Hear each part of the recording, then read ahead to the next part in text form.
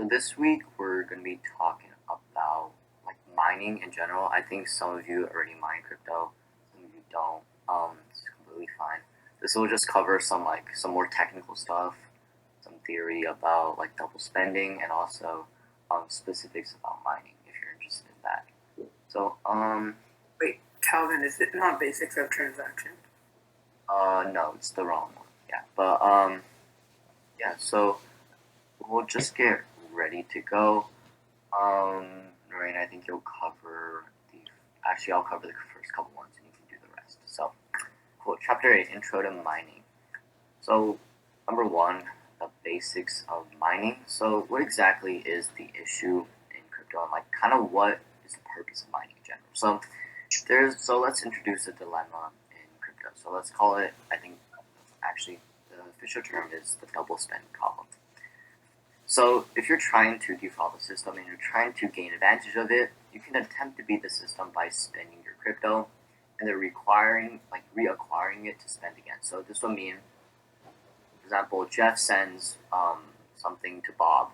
He also creates another transaction with the same exact specifics and it sends it to himself. So technically he spent that and then he's returning it back to himself and then spending it again. So this is kind of an issue, right, for a lot of cryptos in which like they're decentralized, and this now creates an issue. So you create a transaction that first sends it to another person, and then another one in a different block that sends it back to you or to another person. So you spend something twice. So you create a fork, or you attempt to create a fork with the invalid block, and if miners start verifying block for seller B, seller A's like transaction you give to him is worthless. So it's kind of an issue in which if you do this for sellers, then you try to use this to buy things and make transactions, then of course people are going to be like, okay, you're cheating me, why am I not getting my money? So what exactly is mining? So mining is a process where new cryptocurrencies are entered into circulation and transactions are verified. So miners are rewarded for completing a computational puzzle that verifies the block. So that block is then added to the blockchain and the blocks are rewarded. So then these blocks are the creation of new currency. So kind of like the loop is like transaction initiated, transaction details are broadcasted to miners, miners solve the puzzle, and they get the reward. The transaction is added onto the blockchain, and the transaction is complete. So the reward that miners get, so pretty much the money that you get, or the Bitcoin or whatever Ethereum, whatever crypto return you get from mining, that's the creation of new blocks. So then there's also issue in which the mining reward actually halves every, I think, how many years, but it halves in a while. So meaning that the more and more like cryptos that are mined, the less and less are created. So yeah, so then that's how like a limited supply can be achieved.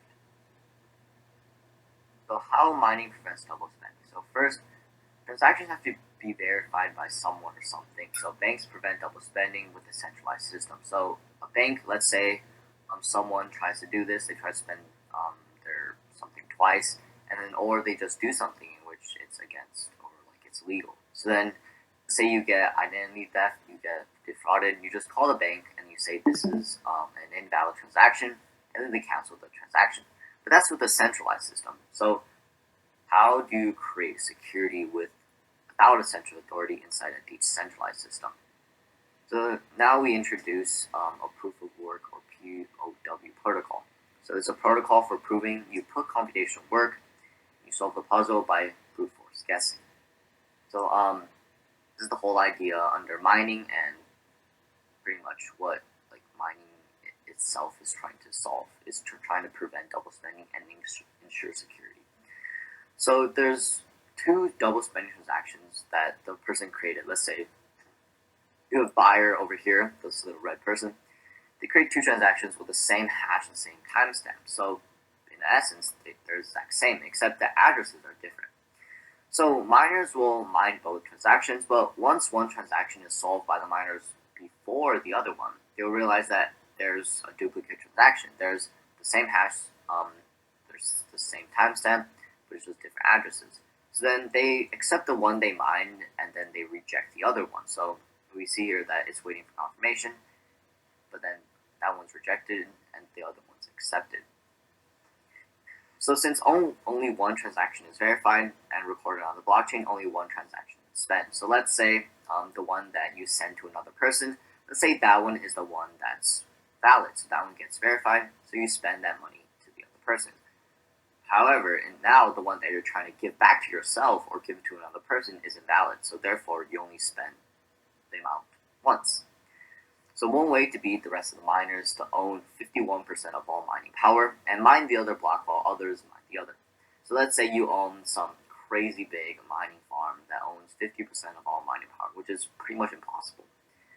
So then that's the only way. So the other ones, the good miners, or that are trying to just verify blocks, verify the other one, and you're trying to beat them and create another fork. So a fork is in a system where the Bitcoin like chain splits. So this is the difference. What happened with Bitcoin and Bitcoin Cash was where like the issue is that there was a fork and it got hacked, and therefore it was able to take and split it into two. But with like so many miners worldwide, it's pretty much impossible to own 51% of all the mining power at this point. So then you have a double spending solution. It's solved. So does anybody have any questions on that? I think we'll get to more questions at the end, but I think it's kind of it's kind of a logical loop. But yeah. So what does your mining rig do? So proof of work or POW mining is about solving a nonce. So I think let's demonstrate this actually. So it's about the length of a nonce is the difficulty set by the blockchain. Nonces are numbers that are only used once that ensure blocks can't be repeated. So nonces are at the heading of a block. They're pretty much also another factor besides the hash that identifies the block. So then the more computers that are mining, the less your chances are of success. So in this situation, mining is more like a lottery than a race because of how many miners there are in the world right now. So some miners join mining pools that pool mining power together, and then they divide the rewards among members of the pool. So this is pretty much, if you want to mine like Bitcoin and Ethereum, pretty much the only way you can make money at this point is because as a single miner, you pretty much have no chance. So let's just look at how I think we demonstrated using this website before. It's a great website. We love it. So first thing, like let's look at the SHA-256 hash. So that's the secure hashing algorithm. 256 is 256 bits. So let's say we put. So first we have to realize how hashes work. So hashes are a mathematical function that gives out a 256-bit like length string that is like representation of data. So let's say we have Jake, that's Fox, it's that, right? So it's a specific, let's say you Jake 1, Jake 2, Jake whatever. These all are different. So that's why hashes are used. Alright, so then now I have to look at how does mining work. So there's a pretty big blue button that says mine there. But so let's say I say Fox. So you see the issue is that the hash changes with everything. The hash is what identifies like, the data you're presenting. So you aren't necessarily mining the hash, you're mining specifically the nonce that gives you that hash. So nonce is pretty much like, in order to get a hash, you have to combine and use multiple parts of the function. Also include the nonce. And the nonce is pretty much the difficulty, a number, and that's set. Like it can be changed to make it how difficult mining is. So let's say we're trying to mine Fox. Right, so then the computer does the work, it guesses the number. It's pretty much based on how difficult it is. There's really the only way you can really do it is by guessing. Like this is an oversimplification, but yeah. So you see that the nonce is the thing that was changed. So that's what happens in like when you mine things. You're mining the nonce. You aren't really mining the hash. So if you go even farther, you have, let's say you have a Fox 1, mine, let's say Fox 1, click mine. That's there. You mine the next one, you mine the one after that, so on and so forth. So yeah, basically in this situation, I think the main takeaway is that you're mining the nonce, not specifically the hash. So what is hash rate about? So hash rate is a measure of computing power that your computer is putting out. So let's say to mine a coin like Ethereum, you need a hash rate of 15,500 megahertz per second, and you mine 1 Ether a day. So you see that like hash rate varies depending on your GPU and your system. So it's like, in a sense, the more like the higher the hash rate, like in general, the more like the faster you solve the nonce, and then in that sense, you actually solve the nonce faster, and you're more likely to get that reward. So in this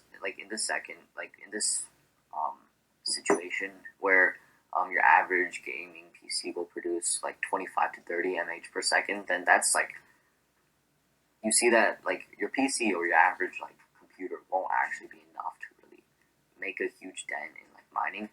So yeah, in this sense, you have to realize that the faster hash rate, the simple it is, the faster you solve the nonce, and the more rewards you'll get. So why mine crypto? Like, what's really, so in a sense, mining is profitable. Or some people do it for money, and other people do it because they want to support the system and they want to ensure that the system is running. Like if you are a devoted crypto fan, you love Bitcoin, you would mine. Like you do your part and you mine Bitcoin to ensure that the system, like the entire blockchain, is still running. So if you have a computer, you can mine crypto. So not necessarily mine every single crypto, and you can not specifically successfully mine every crypto, but you can still like mine and still make some money. So however, the amount of blocks that you'll be rewarded will depend on the specifications of your computer. So mining can lose you money if your computer is not strong enough, and also if the electricity you consume mining is more expensive than what you make, then in that sense you lose money. So how mainly like you try to make money is that you first pay for the amount of your electricity, and then you mine, and then the returns of your mining are in, let's say, in Ether. Let's say you're mining Ether, you get like your rewards in Ether. So in order to make money, you have to liquidate that Ether, and then the difference is the profit you have. So in a sense, I think I touched on this before, that joining mining pools are pretty much the only way to mine large cryptos like Bitcoin and Ethereum that have like a lot of competitors. So yeah, I think moving on to GPUs and Asics. So it's kind of like a joke that gamers can't find GPUs because all of them are hidden in some mountain region in some tiny mining farm with like 200 GPUs stringed in a lot. And that's kind of like, mining does utilize your graphics card to solve transactions on the blockchain, so thus rewarding you money for access to your computer and your GPU. However, there's some people who want to make even more money, so then they get specialized computers called Asics, or application-specific integrated circuits. So these are computers with the sole purpose to solve the nonce and the sole purpose to mine crypto. However, Asics are expensive. They can go like couple thousands of dollars. So some people just bundle GPUs. They do some sketchy hardware, and then they try to use a bunch of GPUs to mine. So that's why Asics and GPUs. Asics are a lot more efficient. They of course will mine a lot faster, but they're expensive. So then you want to factor in and create a balance on whether you want ASIC or you want GPUs. So yeah, this is pretty much what it looks like. I think it's kind of blurry, but you see like a couple, like 1, 2, 6, 7.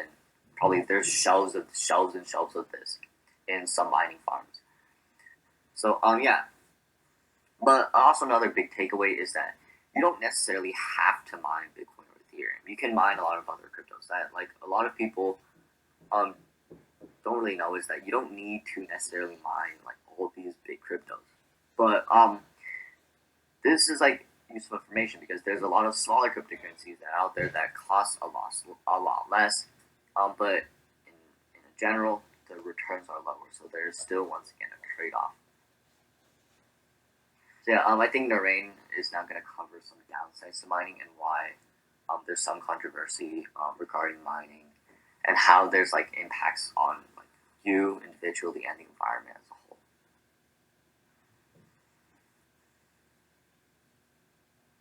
So firstly, there's power consumption. As previously stated, mining does consume a lot of power, and if you do not have a decent computer in the long run, it will lose you money. In order to mine efficiently, you need a discrete graphics card with over 10 teraflops for computing power. And if you are not sure if you will make money or lose, there are plenty of profitable calculators in the internet that account power usage.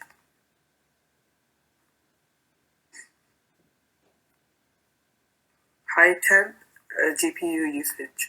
When mining your GPU utilization, it's always around 100% utilization. That means that your GPU will sometimes reach temperature higher than 75 degrees.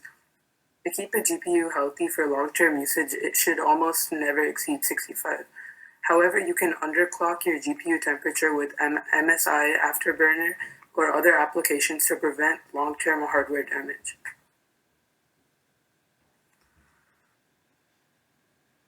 Environmental impact. Some say that it's a wasted use of energy because it is spent into a puzzle with no energy return back, and it uses a lot of energy. Bitcoin uses more electricity than many countries and more energy than all of Google. So yeah, just a quick review on pretty much what I think the whole idea. So what in this is like what's the downside to mining this? I think this is a pretty obvious question. But I think we made this obvious because I think it's something that all we want to point out is that the energy consumption of mining is a major a major concern for a lot of people worried about the environment. As as students and not as a part of a nonprofit, that's something that we're also trying to raise awareness for is what exactly is really happening and how much energy is really even used in. And some people say that kind of we're not going to put our opinion into this, but some people say that it's pretty much a waste of energy because some for example some mining farms are in the Arctic, Antarctica, where they put it inside or they create situations where they use the ice in Antarctica to cool down their mining rigs, so they don't need to pay for their own cooling, and that actually warms the ice and causes a lot of issues, especially in the environment. So this is something that happens when human greed gets to us, and there's an issue on whether or not we're really valuing money over some of the environmental issues that we're actually causing when we're mining. So I think I would like to say that there's definitely going to be ways to innovate. Although proof of work is still the most secure. It's still the way that you can keep everything safe. But there's still there's other technologies. For example, Ethereum 2 is going to proof of stake. That's something that is they're trying their best to make it as up to par as proof of work. So yeah. So as a summary, there's mining is important. You can mine this way. Proof of work is the same. If you input proof of stake into it, in which you're using stake in order to create security, the processes and it still solves double spending the same way. So